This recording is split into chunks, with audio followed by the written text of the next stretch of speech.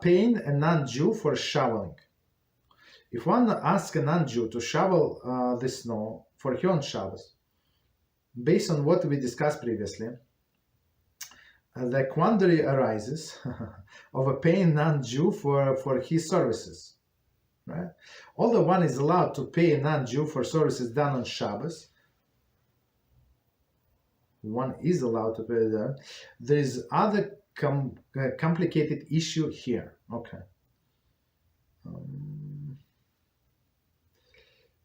It is simple. I mean, the thing that he said so simply, it's not so simple. Although one is allowed to pay a non-Jew for services done on Shabbos. Okay, continue reading. I mean, that you are allowed to do yourself, maybe.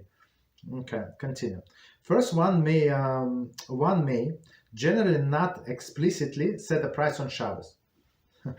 So that's very interesting, right? Perhaps this is a mitzvah where we do allow it, or the non-Jew can simply state his fee and one just agree. Another opinion is that simply we will come to Torah and Shabbos after Shabbos. So okay, so we're not allowed to talk business on Shabbos. One of the prohibitions we're not allowed, and that's what we say in the Kiddush. Shabbos day, right? Shabbos day Kiddush. We said that we're not going to speak mundane business affairs on Shabbos, right?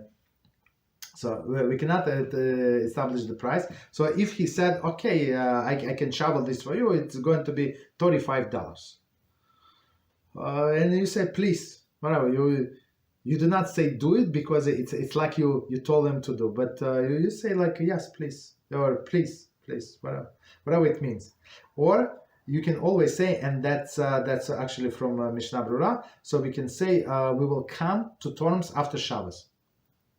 To what terms? What are you talking about? What I mean, both of you understand what it means, that we're going to come in terms after Shabbos, but no money discussed explicitly.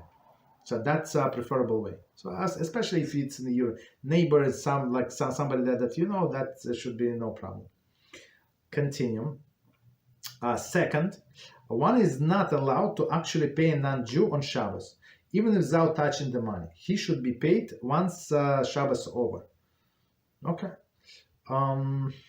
That's another thing, that we're not allowed to pay on Shabbos, and it's not so simple to hire somebody on Shabbos itself. So even though, you might ask how these waiters are working on Shabbos. So you have some celebration, right, in a synagogue or somewhere in the hall, in the Simcha hall, and you have Jewish waiters, right? You know, they're Jews, or non-Jewish waiters, right? It's how you're allowed to pay them. So the answer is that they actually come and set the tables before Shabbos, right? They do preparation before Shabbos, or even if they did not, no problem. So they would come after Shabbos and they're going to clean the place, they're going to throw the garbage, take the utensils, or the dirty dishes, the stoves, or whatever, chairs, or whatever they're going to stay.